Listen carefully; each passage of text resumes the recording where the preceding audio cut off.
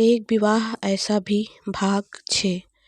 तो फ्रेंड्स, पिछले भाग में हमने पढ़ा है कि प्रोफेसर कहता है बहुत से बच्चों ने उससे पढ़ाने के लिए कहा है, लेकिन उसने साफ मना कर दिया। हैरानी की तो बात है, वो मान कैसे गई। अब आगे प्रोफेसर ने आगे कहा, अगर रिहान उसके साथ पढ़ रहा है तो फिर कोई रिपोर्ट लेने की ज़रूरत ही नहीं पड़ती है। वो खुद के साथ साथ अपने साथ पढ़ने वाले को भी संभाल लेगी, मुझे भरोसा है उस पर। राज ने कुछ नहीं कहा तो प्रोफेसर वहाँ से चला गया और राज उनकी ओर बढ़ गया। मोमो और रिहान दोनों अपनी किताबों में घुसे थे और ठीक वैसे ही जैसे पहले बैठते थे। मोमो बेंच पर और रिहान नीचे। राज भी जाकर रिहान के साथ बैठ गया, लेकिन ना तो मोमो का ध्यान था और ना रिहान का कि कोई उनके साथ बैठा है। काफ़ी देर तक राज बैठा रहा तो रिहान ने मोमो से कुछ पूछने के लिए अपना सिर ऊपर किया तो राज को सामने देखकर कहा, भाई। मोमो ने जब सुना तो वो अपनी सीट पर से खड़ी हो गई और बोली, कहाँ है। लेकिन जब उसने देखा राज नीचे बैठा है तो वो डर गई और अटकती हुई बोली, सर सर आप नीचे प्लीज़ ऊपर बैठ जाइए। राज ने सरलता से कहा, कोई बात नहीं, तुम दोनों पढ़ते रहो, मैं यहाँ ठीक हूँ। राज ने इतना कहा ही था कि मोमो का फ़ोन बजने लगा, लेकिन उसने नहीं उठाया। कुछ देर बाद फिर बजा तो राज ने उसे उठाने के लिए कहा। मोमो ने फ़ोन उठाया। सामने से किसी ने कुछ कहा तो मोमो ने हाँ कहा और फ़ोन रख दिया। वो बैठने को हुई कि तभी फिर से फ़ोन बजा। मोमो खड़ी ही रह गई। उसने मन में कहा, ये सबको अभी मेरी याद आनी थी। उसने फिर से फ़ोन उठाया तो सामने से आवाज़ आई, कितनी देर लगा दी फ़ोन उठाने में। मोमो ने आगे भी सुने बिना ही कहा, मैं तुझसे बाद में करती हूँ, फ़ोन रख अभी के अभी। फ़ोन कट गया तो मोमो ने लंबी सांस ली और बैठ गई। राज के रहते वो पढ़ नहीं पा रही थी। राज समझ गया था तो उसने कहा, अच्छा आप लोग पढ़ लो, मैं बाहर हूँ। रिहान जब कॉलेज ख़त्म हो जाए तो आ जाना। रिहान ने हामी भरी। तभी मोमो का फ़ोन फिर बजा। मोमो ने लाचार होकर राज की ओर देखा तो राज ने कहा, पढ़ते वक्त फ़ोन साइलेंट पर कर देना चाहिए। मोमो ने फ़ोन नहीं उठाया तो फ़ोन कट गया। राज जाने लगा, लेकिन फिर रुक कर बोला, अच्छा सुन, मंथ के लास्ट में मैं पेमेंट कर दिया करूँगा। मोमो को कुछ समझ नहीं आया तो उसने जल्दी से कहा, कैसी पेमेंट। राज ने रिहान की ओर देखकर कहा, रिहान को पढ़ाने की पेमेंट। मोमो अपनी जगह से खड़ी हो गई और अपने हाथ बांधकर बोली, लिशन, तुम्हें क्या लगता है मैं रिहान को पैसे के लिए पढ़ा रही हूँ? अगर आपको लगता है कि मैं ये सब पैसों के लिए या फिर आपके कहने पर कर रही हूँ तो मिस्टर, आप बहुत गलत सोच रहे हैं।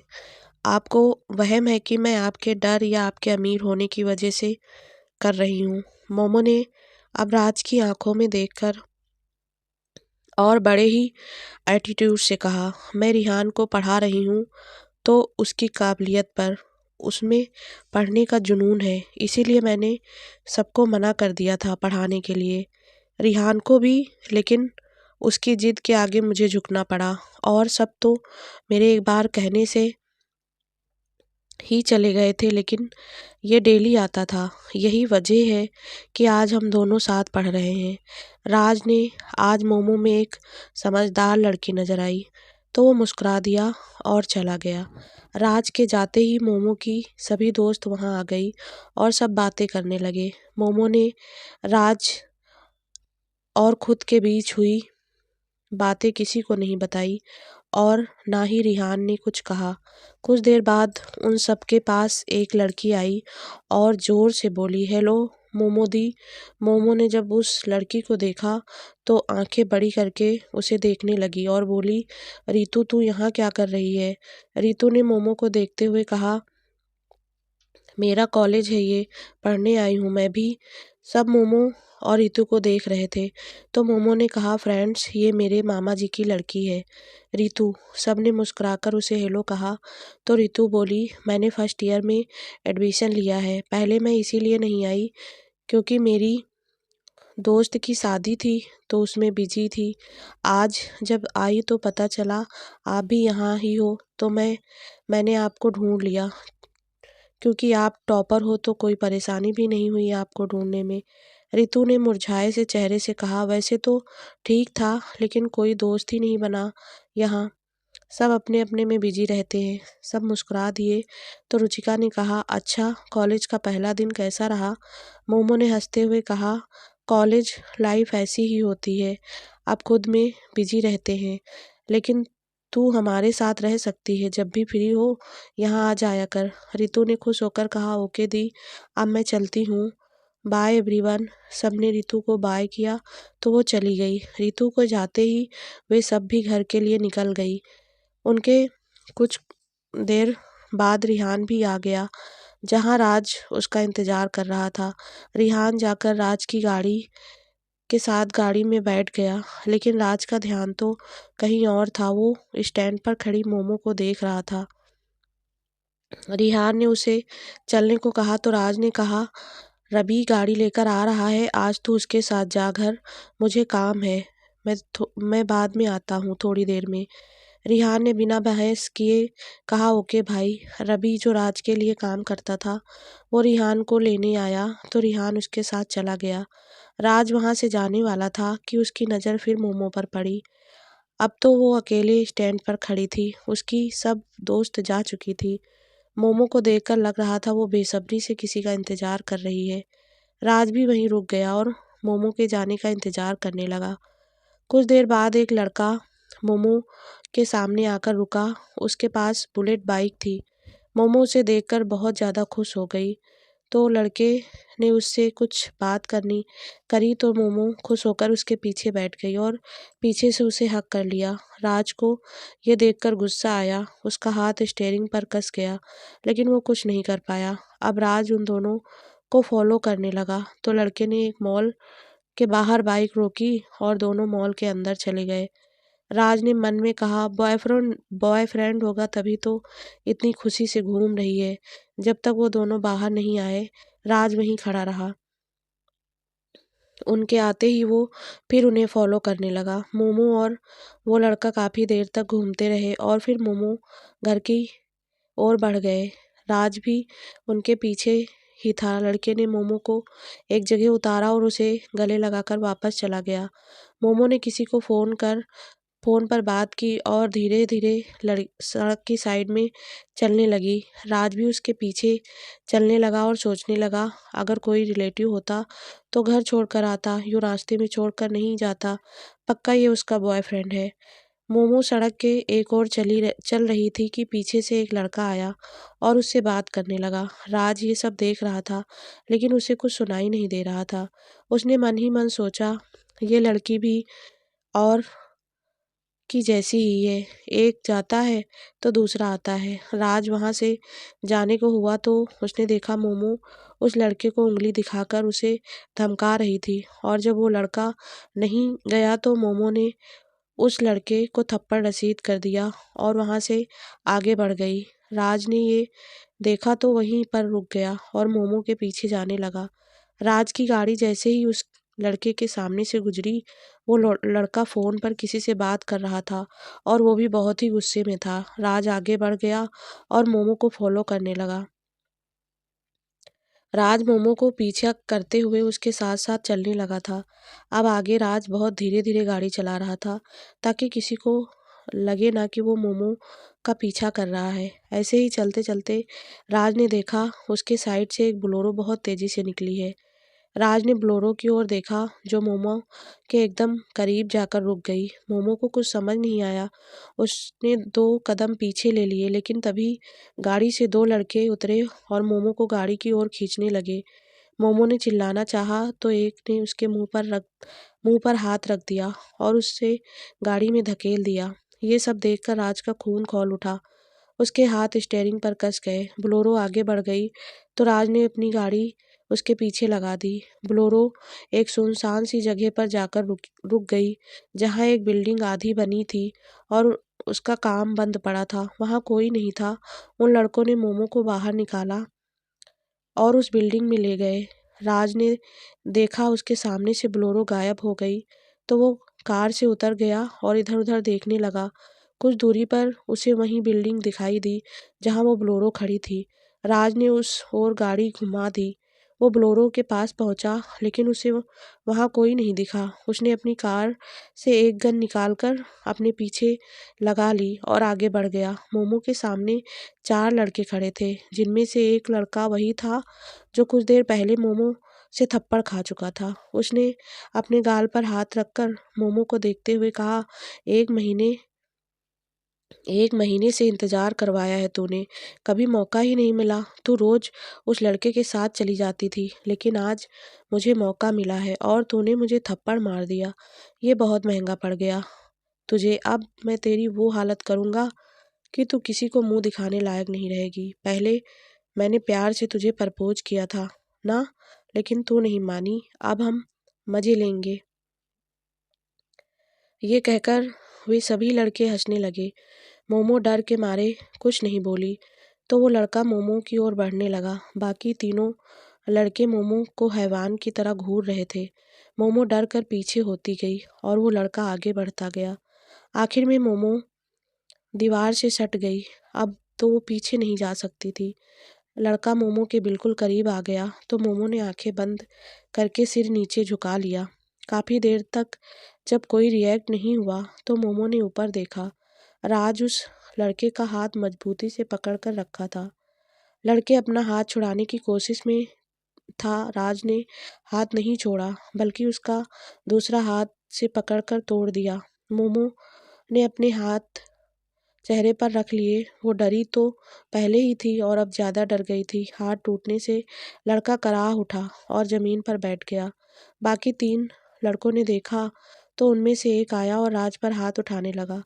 तभी राज ने उसके कनपट्टे पर एक जमा दिया। लड़का ज़मीन पर गिरा तो उसके कान से खून निकलने लगा था। ये सब देखकर बचे दोनों लड़कों ने अपने पीछे से गन निकालकर राज पर तान दी। राज उनकी ओर बढ़ गया और बोला, चला। दोनों लड़कों के हाथ कांपने लगे तो राज ने चिल्लाकर कहा, आई सेड शूट। दोनों लड़के ने एक दूसरे को देखा। वो संभलते उससे पहले ही राज ने अपने पीछे से गन निकाली और उन पर चला दी। दोनों वहीं ढेर हो गए। मोमो की तो हालत ही खराब हो गई थी। वो लंबी लंबी सांस लेने लगी। मोमो राज को ही देख रही थी तो राज भी मोमो को देखने लगा। राज खाली आंखों से मोमो को देख रहा था और मोमो डरी हुई आंखों से राज ने मोमो को देखते देखते बाकी दोनों लड़कों पर गोली चला दी। वे दोनों भी मर चुके थे। मोमो नीचे बैठ गई। उसने चेहरा नीचे झुका लिया और अपने हाथों से ढक लिया। राज मोमो के पास आया और पंजों पर बैठ गया और मोमो से बोला, तुम ठीक हो? मोमो कुछ नहीं बोली। तभी एक लड़का आया और बोला, मोमो। मोमो भागकर लड़के के गले लग गई। लड़के ने कहा, तू ठीक है? मोमो ने धीरे से कहा, हाँ भैया। आने वाला लड़का मोमो का भाई राम था। राज भी तब तक उठ गया था तो राम ने उसे कुछ कहना चाहा। तभी राज ने कहा, तुम लोग जल्दी से यहाँ से जाओ। राम चुप रह गया और मोमो को लेकर चला गया। उनके जाते ही राज ने अपना फ़ोन निकालकर एक नंबर पर कॉल लगा दी। पिक होते ही राज ने एक जगह का नाम बताते हुए कहा, ये ज़मीन अभी के अभी मेरे नाम हो जानी चाहिए और यहाँ कुछ लाशें पड़ी हैं, उनको ठिकाने लगा देना। राज ने सामने से बिना कुछ सुने ही फ़ोन कट कर दिया और वहाँ से चला गया।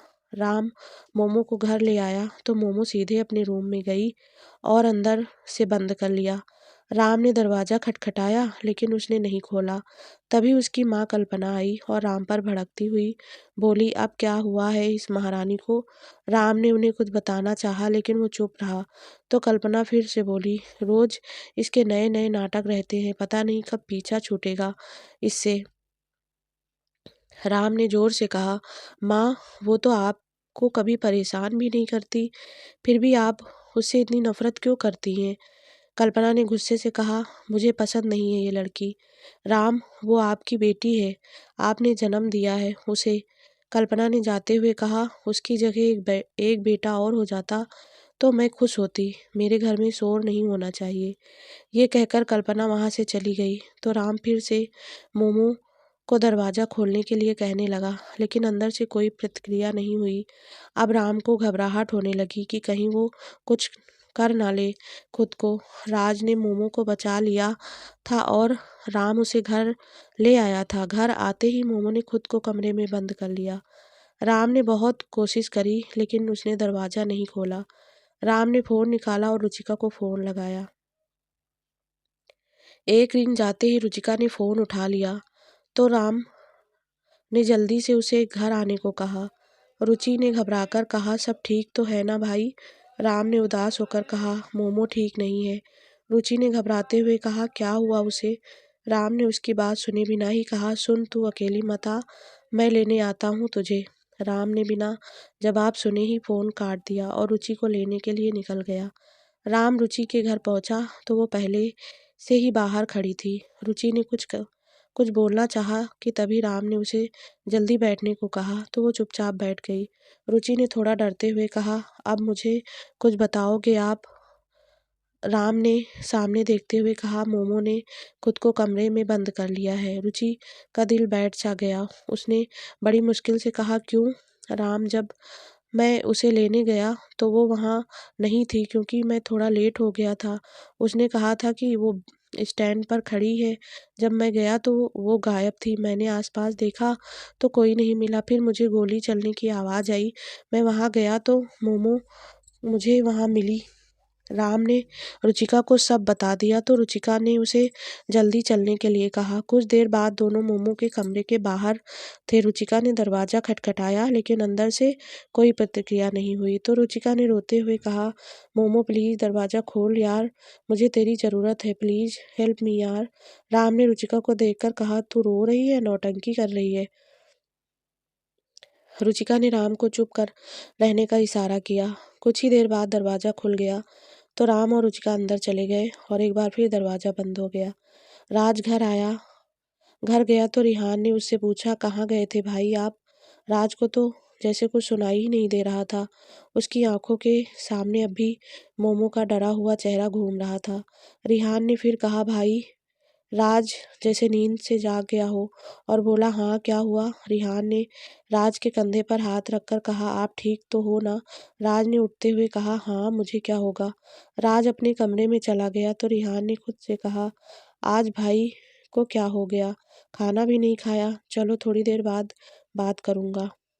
रुचि और राम दोनों मोमो के पास बैठे उसे ही देख रहे थे, लेकिन हमेशा हंसती रहने वाली मोमो की आंखें डर की वजह से ऊपर नहीं उठ रही थी। रुचिका ने मोमो के कंधे पर हाथ रखकर धीरे से कहा, मोमो। मोमो ने जल्दी से रुचिका को हग कर लिया तो रुचिका ने उसे एक माँ की तरह कसकर गले गले से लगा लिया। दोनों काफ़ी देर तक ऐसे ही बैठी रही। तब तक राम खाना लेकर आया और दोनों ने खाना खाने के लिए कहा। मोमो ने ना में सिर हिलाया तो रुचिका ने थोड़ी सख्ती से खाना खाने के लिए कहा। राम, मोमो और रुचि तीनों ने मिलकर खाना खाया। शाम हो चुकी थी और शाम से रात हो गई। रुचिका मोमो के पास ही थी। मोमो रुचिका की गोद में लेटी हुई थी। उसे नींद नहीं आ रही थी और ना ही रुचिका सो पा रही थी। कुछ देर बाद रुचिका की नज़र मोमो पर पड़ी तो वो सो चुकी थी। रुचिका ने भी अपना सिर पीछे लिया और सोचने लगी कि कैसे मोमो ने हर वक्त उसका साथ दिया था। वो अनाथ आश्रम जो रुचिका का घर था बिक चुका था। रुचिका बेघर हो गई थी। सभी बच्चों को शहर से दूर एक दूसरे आश्रम में ले गए थे, लेकिन रुचिका नहीं जाना चाहती थी। वो मोमो के पास आ गई तो मोमो उसे अपने घर ले आई, लेकिन मोमो की माँ ने रुचिका को रखने के लिए साफ मना कर दिया था। कल्पना ने कहा, एक कम थी जो एक और आ गई, मैं इसे अपने घर में नहीं रखूंगी। मोमो ने बहुत कहा, लेकिन ना तो उसकी माँ मानी ना उसके पापा। मोमो के दोनों भाई उसके साथ थे, लेकिन वे भी कुछ नहीं कर सके। तो रुचिका ने मोमो से कहा, कोई बात नहीं, मैं चली जाती हूँ। मैं नहीं चाहती मेरी वजह से आप सबको परेशानी हो। रुचिका जाने लगी तो मोमो ने कहा, रुको रुचि, मैं भी तेरे साथ चलूँगी। दोनों घर से बाहर आ गई तो राम और भरत दोनों उनके पास आए। भरत ने मोमो से कहा, मेरे पास एक आइडिया है। मोमो ने अपने कंधे उचकाकर पूछा, तो भरत ने कहा, मेरे पास एक फ्लैट है जो खाली है, हम रुचिका को वहाँ सेटल कर देते हैं। सब ज़रूरतों के लिए हम हैं ही साथ में। मोमो ने रुचिका की ओर उदास आंखों से देखा तो रुचिका ने पलक झपकाकर हामी भर दी। भरत एक इंस्पेक्टर था जो बड़े पद पर था और उनके घर में पैसों की कोई कमी नहीं थी। सभी रुचिका के साथ फ्लैट पर गए, उसको साफ किया और 3 से 4 दिन में सभी सामान सेट कर दिया। जब तक रुचिका सेटल हो गई, तब तक तीनों बहन भाई उसके साथ ही थे। कुछ दिनों बाद रुचिका ने बच्चों को ट्यूशन पढ़ाना शुरू कर दिया और अपने काम खुद करने लगी। यही कारण था कि रुचिका मोमो की इतनी परवाह करती थी। मोमो के अलावा उसका कोई था भी तो नहीं, लेकिन मोमो के रहते उसे कभी भगवान से कोई शिकायत नहीं थी। रुचिका ये सब सोच ही रही थी कि मोमो अचानक से उठकर बैठ गई। उसकी सांसें तेज से चल रही थी। वो पसीने से भीगी लग रही थी। रुचिका ने उसके कंधे पर हाथ रखकर कहा, क्या हुआ तुझे? मोमो रोने लगी और बोली, मुझे बहुत बुरा सपना आ रहा है। रुचिका ने उसे गले से लगाया और उसके साथ लेट गई। कुछ देर बाद दोनों ही सो गई। अगले दिन कॉलेज में रिहान मोमो का इंतजार करने लगा, लेकिन वो नहीं आई। वो उठा और सिया के पास जाकर बोला, आज मैम क्यों नहीं आई? सिया ने उसे बताया कि उसकी तबीयत ठीक नहीं है, क्योंकि उसने रुचिका को फ़ोन करके पूछा था, वो दोनों ही नहीं आई थी। तो रुचिका ने उसे मोमो की तबीयत खराब बता दी। रिहान फिर से वहीं आकर बैठ गया और अकेले ही पढ़ने लगा। कॉलेज ख़त्म होने के बाद जब राज उसे लेने आया, तो भी वो अकेला ही बैठा था। राज समझ गया कि मोमो क्यों नहीं आई। वो जानता था उसे संभलने में वक्त लगेगा, इसीलिए कुछ ना करना ही ठीक रहेगा।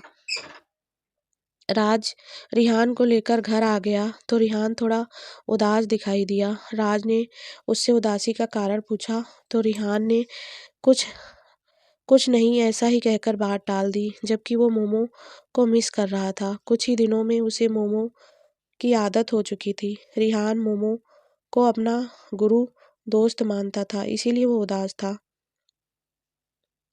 राज को समझ नहीं आया कि रिहान उदास क्यों है, लेकिन उसने ज़्यादा जोर ना देते हुए कहा, अच्छा तू खाना खा कर आराम कर, थोड़ा थका हुआ लग रहा है तू। रिहान ने हल्की सी मुस्कान लाकर कहा, जी भाई। रिहान चला गया, तभी राज का फ़ोन बजा। उसने देखा अनजान नंबर था। उसने कॉल पिक किया तो सामने से आवाज़ आई, मिस्टर राज सिंघानिया, आपको कल पुलिस स्टेशन आना है, कोई केस है उस बारे में, कल आपसे पूछताछ की जाएगी। राज ने एक तीखी हंसी हंसते हुए कहा, जी बिल्कुल, मैं कल हाजिर हो जाऊंगा। राज के पास खड़े आदमी ने कहा, सर आप पुलिस स्टेशन जाएंगे, मैं यहीं से सब काम करवा दूंगा। राज ने सामने देखते हुए कहा, नहीं, मेरा जाना ज़रूरी है। राज ये कहकर चला गया। मोमो आज भी कॉलेज नहीं आई, लेकिन आज रुचिका कॉलेज आई थी। उसने सबको यही कहा कि मोमो की तबीयत ठीक नहीं है। मोमो अपने कमरे से बाहर नहीं निकल रही थी, वो अब भी डरी हुई थी। राम ने उसकी हालत देखकर खुद से कहा, अब तो भरत भैया को बुलाना ही पड़ेगा। राम ने भरत को कॉल किया और जल्दी से घर आने को कहा। भरत ने बिजी होते हुए कहा, राम मैं बिजी हूँ। राम ने बिना देरी किए कहा, भैया मोमो वो ठीक नहीं है। राम ने एक सांस में सब कुछ शुरू से आखिरी तक कह सुनाया। भरत अपनी जगह से खड़ा होते हुए बोला, और तू मुझे अब बता रहा है, रुक मैं अभी घर आता हूँ। कुछ ही देर में भरत मोमो के पास पहुँचा। मोमो ने उसे देखकर रोने लगी तो भरत ने उसे हक करते हुए कहा, कुछ नहीं होगा बेटा, मैं हूं ना, मैं देखता हूँ सबको। मोमो ने रोते हुए कहा, उनको तो उसने मार दिया भैया। भरत ने उसके सर पर हाथ रखकर कहा, तू जानती है उस आदमी को? मोमो ने हामी भर दी तो भरत ने कहा, ठीक है। भरत कुछ देर तक मोमो के पास ही रहा और फिर चला गया। उसे अपनी बहन को ठीक जो करना था। राज पुलिस स्टेशन के बाहर खड़ा था। उसने अपने सभी आदमियों को बाहर ही रुकने का इशारा किया और खुद अंदर चला गया।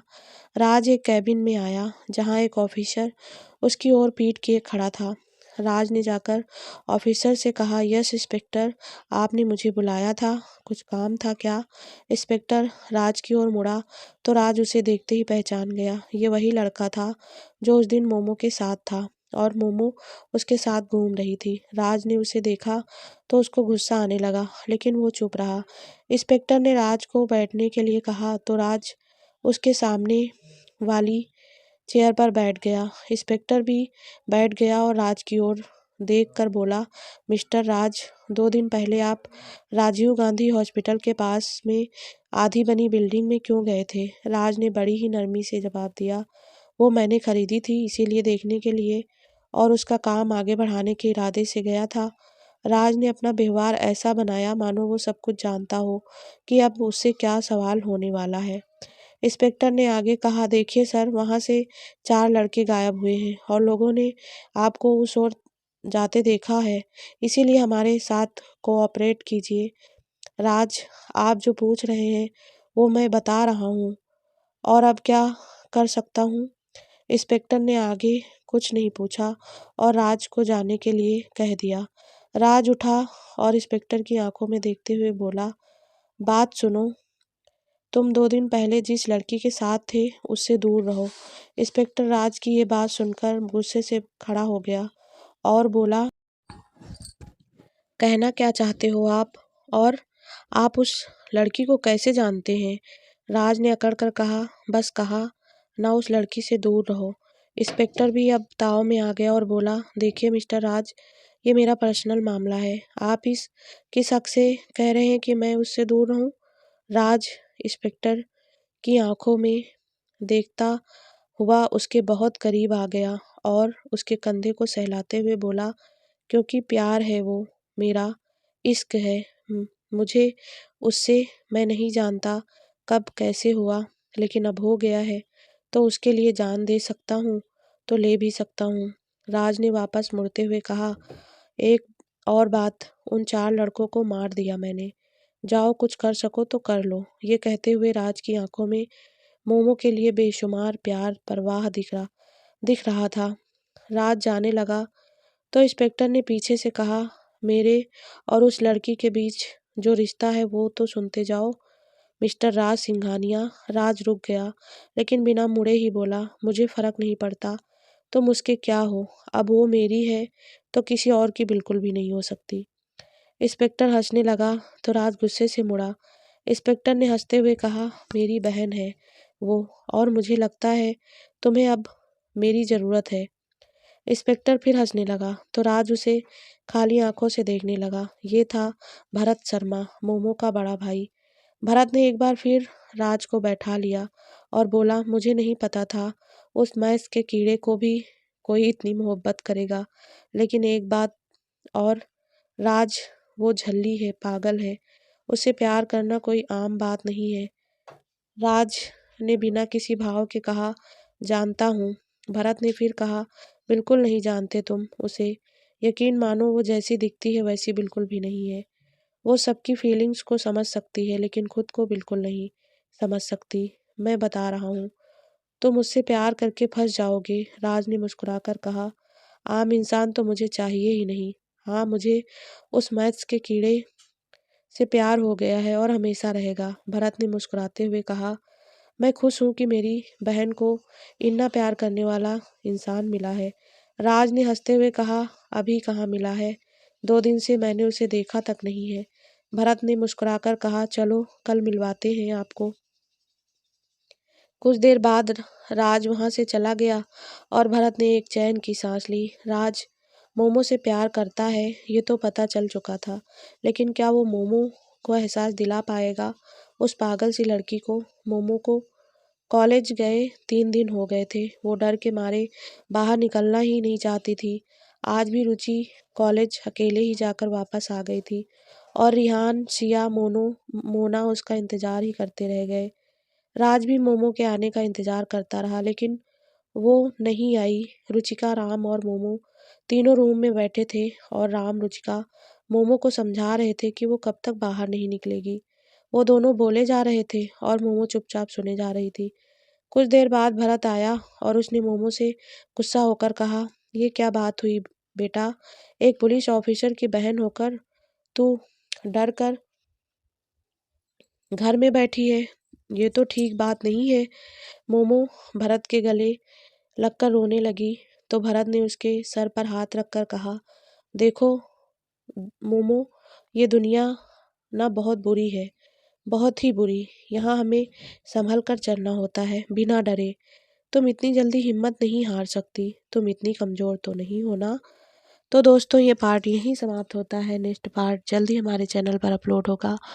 आई होप आप सभी को वीडियो पसंद आ रही होगी और आप लोग एंजॉय कर रहे होंगे। तो प्लीज़ फ्रेंड, वीडियो को लाइक करना, कमेंट करना और साथ में चैनल को सब्सक्राइब कर लेना। आप सभी के प्यार और सपोर्ट के लिए बहुत बहुत धन्यवाद।